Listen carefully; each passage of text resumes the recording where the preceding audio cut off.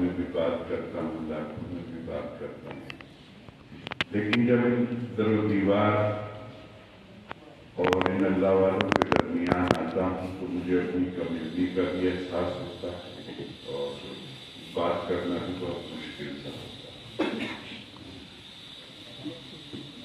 دوسری بات یہ کہ ایک علمی ڈیبیٹ میں مجھے مہمان خصوصی بنا دیا گیا کیونکہ حضرت مولانا سفیان قاسمی صاحب علی کا حکم نامہ بدل کے فون پہنچا تھا۔ تعمیر کو سعادت سمجھتا ہوں، اس لیے حاضری ہوئی، ورنہ جو لوگ گفتگو کر رہے تھے تو اس پر کوئی تاثر دینا میرے علمی دائرے سے باہر کی بات۔ اتنی بات ضرور ہے کہ ڈاکٹر شکیل صاحب کے موجودگی میں اکثر و بیشتر دارالعلوم وقف میں اس طرح کی تقاریب اور اس طرح کے فنکشنز، اس طرح کے موضوعات ہوتے رہتے ہیں جو لگتا ہے کہ ایک نئی روشنی ہے۔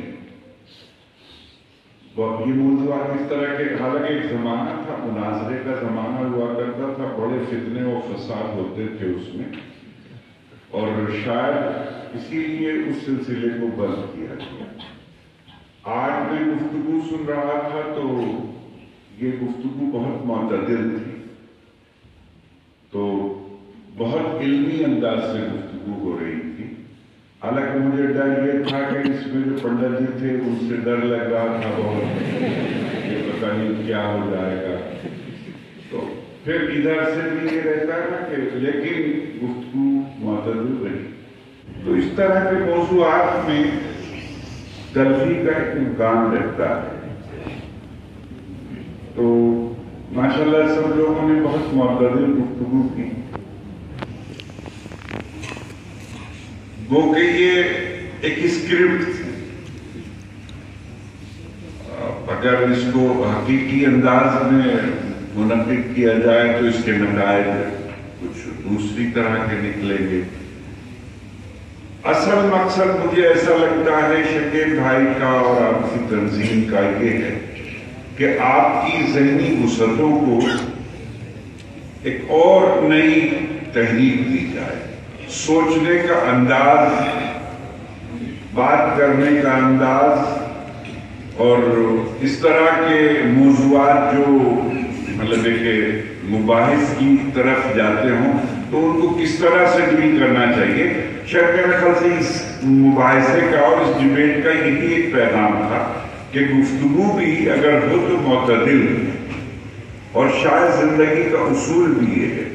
میں تو کم علم ہوں، چونکہ اسلامی کوئی گفتگو آپ سے کرنا، مجھے ایسا لگتا ہے کہ جیسا میں نے پڑھا ہے کہ سرکار دو عالم صلی اللہ علیہ وسلم کی بعثت کے بعد، تشریف آوری کے بعد زمانے میں اور مذہب میں اعتدال آیا، وہ زندگی ہو، گفتگو ہو، معاشرت ہو، روزگار ہو، بات چیت ہو، کچھ بھی ہو، وہ معتدل ہونی چاہیے۔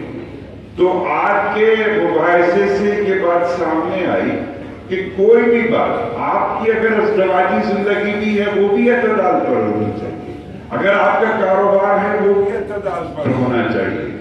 تو اصل چیز کیا ہے؟ اعتدال۔ اور میں سمجھتا ہوں کہ یہ نسخہ بہت کارگر ہے۔ میں اس نسخے کو اپنی ذاتی زندگی میں بھی جب بھی استعمال کرتا ہوں اس کا نتیجہ بہترین نکلتا ہے۔ میں خاص طور پہ ازدواجی زندگی میں دیکھتا ہوں کہ جس بات میں بھی اعتدال ہوتا ہے اس سے خوشگواری پیدا ہوتی ہے۔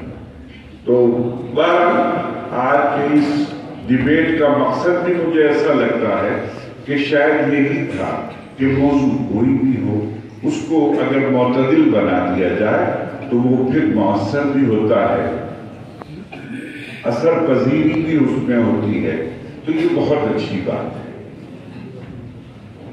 بہرحال ڈاکٹر شکیب اس طرح کے اقدامات کرتے رہتے ہیں.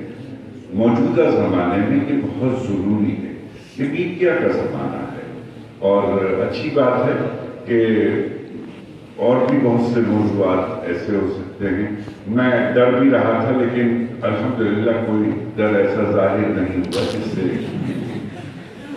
اور پہلے تو میں پنڈت جی کو یہی سمجھا تھا کہ واقعی پنڈت جی ہیں تو، لیکن پنڈت جی تو پنڈت جی نہیں. بہرحال ایک دوسرے کے مذاہب کا احترام کرنا، ایک دوسرے کے اصل میں اپنی بات کہنے کے لیے یہ ضروری نہیں ہے کہ دوسرے کی تذلیل کی جائے. آپ انکار بھی بہت خوبصورتی سے کر سکتے ہیں، آپ دلیل بھی بہت خوبصورتی سے پیش کر سکتے ہیں. اور شاید علم کا تقاضا یہی ہے، سچائی اسی کو کہتے ہیں جس کو آپ خوبصورتی سے پیش کر سکتے ہیں. اکثر لوگ بات دیکھتے ہوں گے آپ یہ کہتے ہیں کہ بھائی میں تو بس سچ بولتا ہوں، میں نہیں کسی کی رکھتا. مجھے نہیں لگتا کہ وہ اگر وہ مومن ہے، اگر وہ مسلمان ہے تو وہ سچی بات اگر کڑوے ڈھنگ سے کہہ رہا ہے تو میں نہیں سمجھتا کہ وہ ٹھیک کر رہا ہے. سچی بات بھی بہت میٹھے ڈھنگ سے کرنی چاہیے، کی جا سکتی ہے. ہم جن کو مانتے ہیں، جن کی پیروی کرتے ہیں، ان کی زندگی کے اگر نقوش اٹھا کر کے دیکھیں گے تو آپ محسوس کریں گے کہ کڑوی سے کڑوی بات بھی بہت میٹھے انداز سے کی جا سکتی ہے. اب مجھے ایک بات یاد آ گئی ایسے. ایک دن میرے ایک دوست بہت پڑھے لکھے انتقال ہو گیا، غیر مسلم تھے، انڈیا کے بہت بڑے انجینئر تھے. ایک دن کہنے لگے کہ وہ نواز بھائی یہ جو مسلمان ہوتے ہیں یہ بڑے گندے ہوتے ہیں.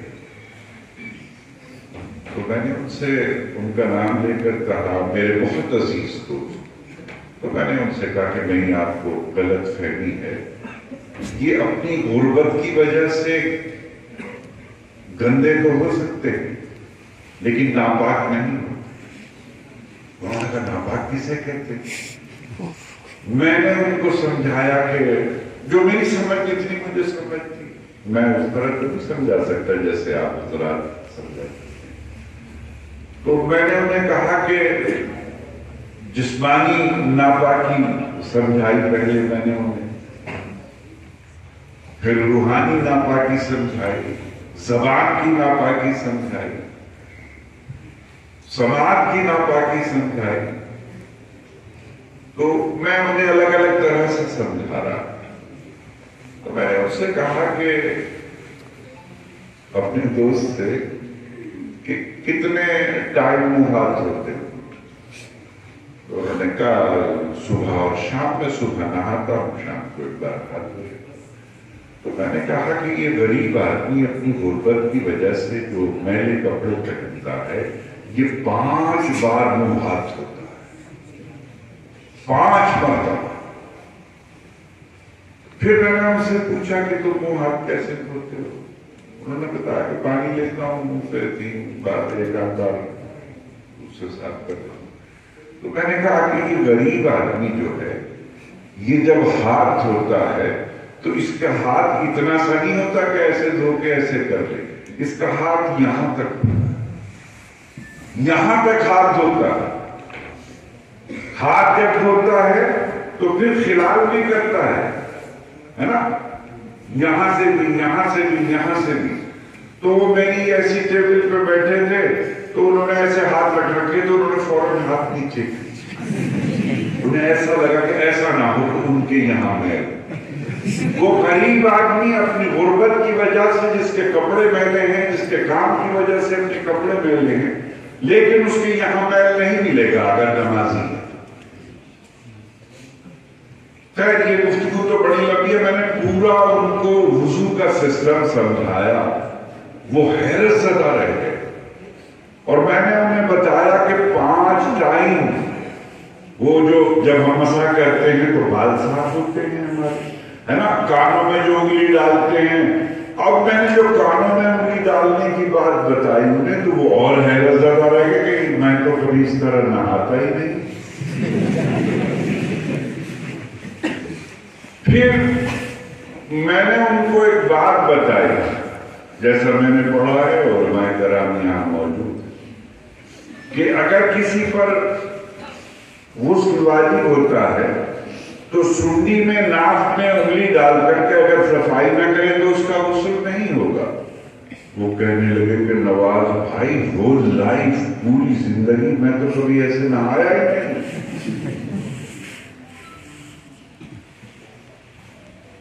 پھر میں نے ان سے کہا کہ یہ ہاتھ اگر کسی کی طرف برے انداز سے بڑھتے ہیں تو یہ ناپاک ہو جاتے ہیں. ہم اگر کوئی غلط بات لکھتے ہیں تو ہمارا قلم ناپاک ہو جاتا ہے. اگر ہم غلط بات بولتے ہیں تو ہماری زبان ناپاک ہو جاتی ہے. اگر ہم کوئی بری بات سنتے ہیں تو کان ناپاک ہو جاتا ہے. اگر ہم کوئی بری بات سوچتے ہیں تو دل اور دماغ ناپاک ہو جاتا ہے. اگر ہم کسی غلط سمت میں بڑھتے ہیں تو ہمارے پاؤں ناپاک ہو جاتے ہیں. اس کا اثر یہ ہوا ایک دن میں دلی ایئرپورٹ پر تھا. ہندوستان کے ایک بہت بڑے صنعت کار وہ مجھے کہنے لگے کہ نواز میرے بڑے مداح ہیں تو اسے ملاقات میں تھوڑی دیر بیٹھ کے کہنے لگے کہ نواز بھائی آج انڈسٹریز کے بڑے لوگوں کی میٹنگ تھی. اس میں ذکر آیا مسلمانوں کا کے حوالے سے. اس میں ایک آدمی کھڑا ہو گیا اور اس نے ایک اچھی تقریر کی اور جب وہ تقریر کر رہا تھا تو بعد میں نے اس سے پوچھا کہ تو یہ بتا کہ نے تقریر سیکھی کہاں سے؟ تو اس نے بتایا کہ نواز بھائی سے سیکھی. میرا کہنا یہ ہے میں کہنا یہ چاہتا ہوں میرے بچوں میرے عزیزوں کہ آج تو کچھ طالب علم ہو لیکن اللہ تعالیٰ نے آپ کو اس علم سے سرفراز کیا ہے جس کو دنیا اور دین میں سب سے بڑا سمجھا. ہم لوگ پی ایچ ڈی کر لیتے ہیں لیڈ کر لیتے ہیں لیکن یہ دنیاوی علم جو ہے یہ ہنر تو ہے علم نہیں ہے. علم آپ کے پاس ہے. آپ کے پاس جو علم ہے علم والوں کی ذمہ داری زیادہ ہوتی ہے. ایک چھوٹی سی بات اور بتاتا ہوں. ایک روز اب تو حالات نہیں رہے بہت دن کی بات ہے کہ ٹرین میں ظہر کا وقت ہوا تو میرے سے بہت غیر مسلم تھے. وہ بہت دلچسپی سے بات کر رہے تھے اور بہت بہترین گفتگو کر رہے تھے. بہت اچھی برادرانہ اور محبت کی سلیقے کی. تو میرے والی سیٹ پہ آ کے بیٹھ کے ظہر کا وقت ہوا تو میں نے ان سے کہا کہ اگر آپ اجازت دیں تو میں نماز پڑھ دوں کیونکہ میں اس سیٹ پہ نماز پڑھنا چاہتا تھا. کہنے لگے نواز صاحب میں تو آپ کو بہت پڑھا لکھا آدمی سمجھ رہا تھا. تو میں نے کہا کیا گستاخی کی؟ کہنے لگے کہ میں تو آپ کو بہت پڑھا لکھا آدمی اور اچھا آدمی سمجھ رہا تھا لیکن کیا آپ نماز کی اجازت بھی بندوں سے طلب کرتے ہیں؟ مجھے اپنی کم علمی کا احساس ہوا.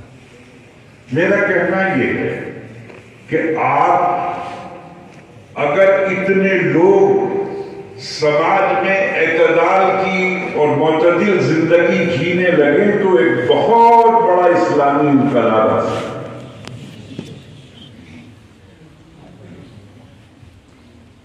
تو آج کی ڈیبیٹ کا جو محصل ہے وہ یہی ہے کہ گفتگو کوئی بھی ہو لیکن اعتدال قائم رہے تو جو مد مقابل بیٹھا ہوا آدمی ہے وہ آپ کی بات کو قبول کرے گا. ڈیبیٹ میں آپ کے سامنے تو زندگی آئے گی تو سب سے بڑا مسئلہ کیا آتا ہے کہ ہم سامنے والے کو ضد پہ مجبور کر دیتے ہیں. گفتگو کا انداز وہ اختیار کرتے ہیں کہ ضد پر آ جاتے ہیں. تو لہذا میرے عزیزوں جب ضد پر آ جاؤ گے تو ضدی آدمی کسی کی بات کو قبول نہیں کرتا. قبول اعتدال کا راستہ ہے.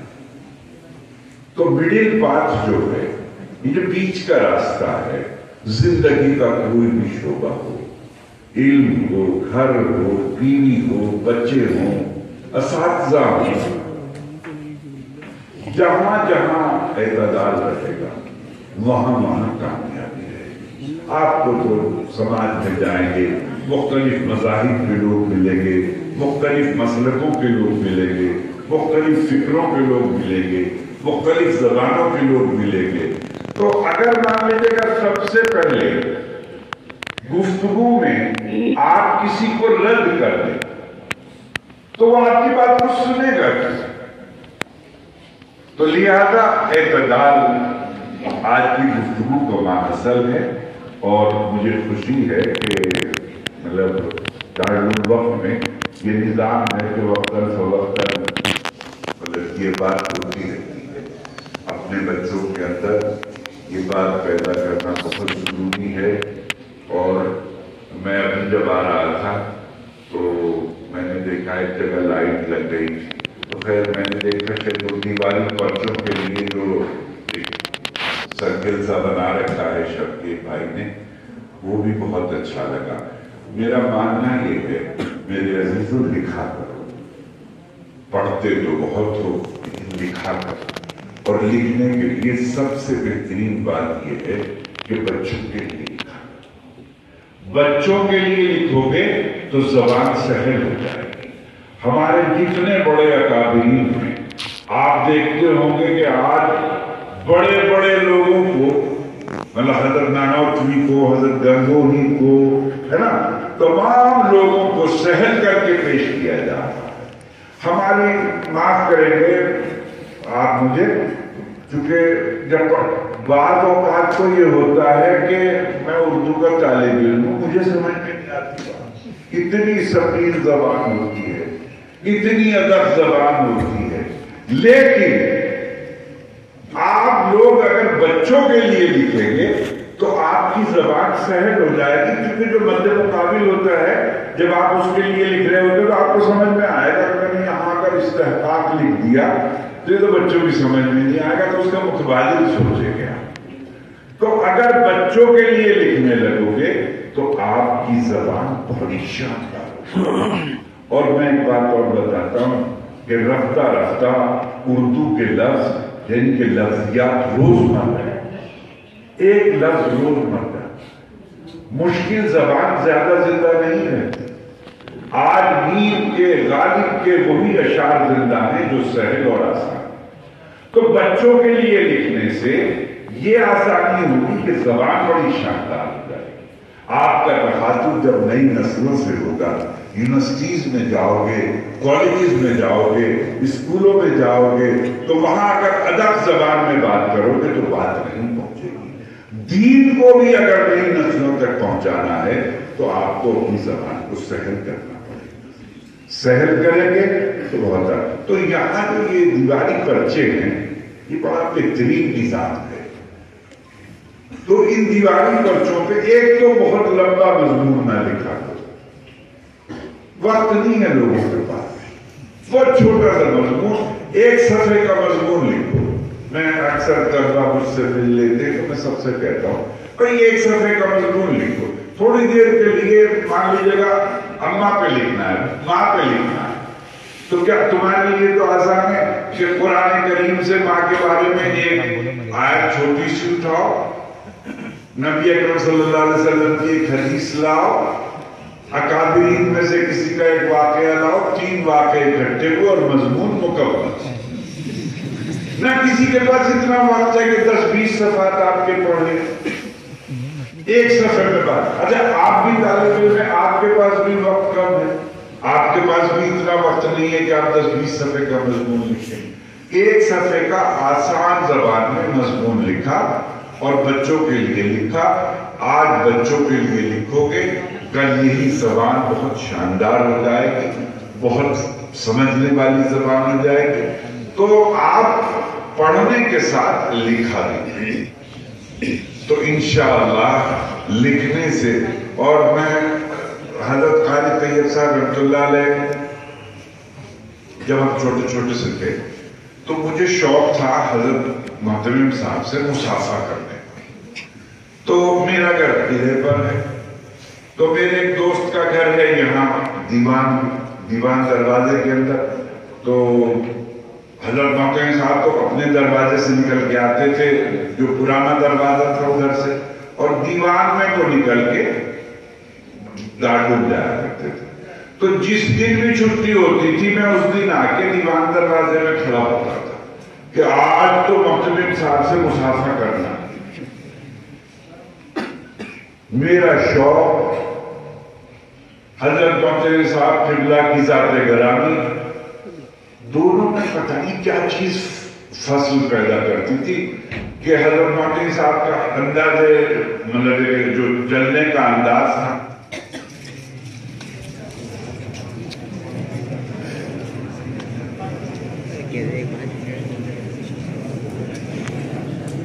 تو حضرت اپنے دروازے سے نکل کے سڑک پار کرتے تھے. فرشتوں کو میں نے دیکھا تو ہے نہیں، لیکن ایسا ہی لگتا تھا کہ کوئی فرشتہ چال میں بہت خرامہ چال، نظر نہ ادھر نہ ادھر نہ سامنے بلکہ نیچے ایسے. اب ہم کھڑے ہو کے سلام کرتے کہ السلام علیکم، اور جی چاہتا کہ ہاتھ بڑھا دیں، لیکن حضرت کی شخصیت کے سامنے یہ جرأت ہی نہیں ہوتی تھی کہ ہاتھ بڑھا دیں. تو یہ ہاتھ مطلب ویسے تو کئی بار پھر مصافحہ ہو، لیکن بچپن میں جو شوق تھا روزانہ شوق ہی لے کے لوٹتا تھا. تو پتہ نہیں کیا کہنا چاہتا تھا، بات کہاں چلی گئی. خیر مجھے ایک بات یاد آ گئی. حضرت قاری طیب صاحب علیہ رحمہ چلے گئے تھے پاکستان. پھر وہ ایک لمبی کہانی ہے، انہیں بلایا گیا، پھر حضرت تشریف لائے. ایک شاعر تھے دیوبند کے بہت بڑے عظیم المرتبہ علامہ انور صابری. صابری صاحب کا حضرت ایک شعر ہے، دنیا پڑھتی ہے لیکن لوگوں کو پتہ نہیں ہے.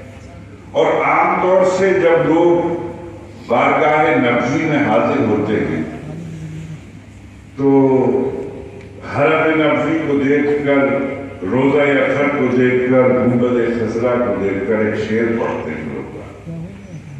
صابری صاحب کا شعر ہے کہ یہ جلوہ گہے ناز رسول عربی ہے، یہ جلوہ گہے ناز رسول عربی ہے، پلکوں کا جھپکنا بھی یہاں بے ادبی ہے. تو حضرت قاری طیب صاحب رحمۃ اللہ علیہ واپس تشریف لائے. حضرت مدنی رحمۃ اللہ علیہ دارالحدیث میں تقریر فرما رہے تھے کہ دارالحدیث اداس تھا، مولسری آپ کو یاد کر رہی تھی، نودرہ نوحہ خواہ تھا، جامع مسجد کے مینار آپ کو آواز دے رہے تھے، دارالعلوم کے در و دیوار رو رو کر کے آپ کو پکار رہے تھے. لیکن تقریر کر رہے تھے حضرت مدنی شیخ الاسلام مولانا حسین احمد مدنی رحمۃ اللہ علیہ. درمیان میں علامہ انور صابری بار بار کہہ رہے تھے کہ حضرت ایک شعر بڑے منہ چڑھے تھے علماء کرام کے، حضرت مدنی کے، حضرت مولانا قاری طیب صاحب رحمۃ اللہ علیہ کے. حضرت قاری طیب صاحب رحمۃ اللہ علیہ کے پاس دوپہر کو گئے، جا کے کنڈی بجا دی. تو بچی آئی، اس نے کہا بتائیے، کہا کہ کہہ دو انور صابری آیا ہے. اب اور کسی کی تو مجال ہو نہیں سکتی تھی کہ قاری طیب صاحب رحمۃ اللہ علیہ کو یہ کہتے گئے کہہ دو بھائی انور صابری آیا ہے. بچی نے جا کے اندر کہا، آرام کا وقت تھا، لیکن قاری طیب صاحب رحمۃ اللہ علیہ تشریف لائے. تو جی صابری صاحب فرمائیے. کہا کہ وہ رکشہ والے کو پیسے دینے ہیں، پیسے دے دیجئے. حضرت قاری صاحب اندر گئے، اور اس زمانے میں 5 روپے بہت بڑی رقم ہوتی تھی. 5 روپے لے کے آئے، اور قاری صاحب نے کہا لیجیے صابری صاحب دے دیجیے رکشہ والے. 5 روپے کا نوٹ دیکھ کے صابری صاحب کہنے کے حضرت آپ نے رکشہ والے کی حیثیت کے مطابق پیسے دیے ہیں، لیجیے 5 روپے پکڑیے، اپنی حیثیت کے مطابق پیسے عنایت فرمائیں۔ حضرت اندر گئے، پھر کچھ بڑی رقم لائے اور لا کر کے دی۔ خیر، تو جب تقریر فرما رہے تھے حضرت مدنی رحمۃ اللہ علیہ، تو صحابی صاحب بار بار کہہ رہے تھے حضرت ایک شعر، حضرت ایک شعر۔ اوہ کیا شعر کہا صحابی صاحب۔ حضرت ملاحظہ فرمائے، شعر کہتے ہیں علامہ انور صاحبی کہ ایک نیا باب ہے یہ عشق کے افسانے میں، ایک نیا باب ہے یہ عشق کے افسانے میں، شیخ کعبے سے پلٹ آئے ہیں بت خانے میں۔ تو فوراً مجھے یہ حضرت خالد طیب صاحب رحمۃ اللہ علیہ کے حوالے سے بات یاد آئی، میرے عزیزوں اب جاؤ گے تو مجھے میرا جی یہ چاہتا ہے کہ اس بات کا، اس ڈیبیٹ کا مقصد تھا علم۔ علم کی بنیاد پر ہی کوئی بات سمجھی جا سکتی ہے، لا علم میں کوئی بنیاد نہیں سمجھی، بات نہیں سمجھی جا سکتی۔ آپ پڑھنے کو آتے ہیں، لیکن میرا جی چاہتا ہے کہ جو یہاں پڑھنے آئے وہ ایک خواب لے کر کے جائے، وہ خواب ہو پڑھانے کا، وہ خواب ہو زندگی کو بدلنے کا۔ تو ہر آدمی اپنے ذہن میں ایک حضرت نانوتوی لے کے جائے، ایک حضرت قاری طیب صاحب رحمۃ اللہ علیہ کو لے کے جائے، ہے نا، اپنے اکابرین کو لے کے جائے، دارالعلوم کو لے کے جائے، تو میں سمجھتا ہوں کہ جتنے لوگ کھڑے ہو تو اتنا بڑا انقلاب آ سکتا ہے کہ اس کو بیان نہیں کیا جا سکتا۔ علم کی بڑی شدید ضرورت ہے، علم دین کی ضرورت دونوں جہان کے لیے، لیکن آپ کو تھوڑا سا اس طرف بھی دھیان دینا چاہیے کہ اگر آپ کو موجودہ زمانے میں اپنے دین کو اپنے لوگوں تک، دوسروں تک تو دوسری بات ہے، اپنی نئی نسلوں تک بھی پہنچانا ہے تو آپ کو دوسری زبانوں کو بھی سیکھنا پڑے گا۔ ہماری نئی نسلیں اردو سے بہت باخبر نہیں، تو اس لیے ضروری ہے کہ دوسری زبانوں کی طرف بھی آپ متوجہ ہوں اور دین کے فروغ کے لیے حاصل کریں ان زبانوں کو زبان کے لیے حاصل نہ کریں، دین کے فروغ کے لیے حاصل کریں، تو انشاءاللہ آپ انگریزی بھی سیکھیں، آپ اردو بھی سیکھیں، آپ ہندی بھی سیکھیں، آپ عربی بھی سیکھیں، اور انشاءاللہ اس سے بڑا فائدہ پہنچے گا۔ اور بات کیا ہے کہ مولوی آخری چیک پوسٹ ہے امت کا، آخری چیک پوسٹ۔ اگر یہ مضبوط ہو جائے تو گاڑی آگے نہیں جا سکتی، یہیں رکے گی چیک پوسٹ پہ چیک ہو۔ چیکنگ سے مراد یہ ہے میری کہ نئی نسلوں کی غلطیوں کا سدھار جو ہے وہ آپ ہی کے ذمہ ہے۔ اگر آپ کو زبان نہیں آئے گی تو آپ کی بات کو کوئی نہیں سمجھے گا۔ میں جو سہل کرنے والی بات، اب وہ دارالعلوم نے بھی قاری حضرت نانوتوی رحمۃ اللہ علیہ کی بہت ساری کتابوں کو سہل کیا ہے اور دوبارہ سے ترتیب دلایا ہے، ہو سکتا ہے یہاں بھی یہ کام ہو رہا ہو، تو اس لیے زبان کی ضرورت پڑ رہی ہے، دین کے لیے پڑ رہی ہے، دنیا کے لیے تو پڑھ رہی ہو یا نہ پڑھ رہی ہو، دین کے لیے ضرورت پڑ رہی ہے۔ تو اس لیے بہت ضروری ہے کہ آپ دوسری زبانوں کو بھی دین کے فروغ کے لیے سیکھیں، دین کی ترویج کی اور اشاعت کے لیے سیکھیں، تو انشاءاللہ ایک نیا انقلاب پیدا ہوگا۔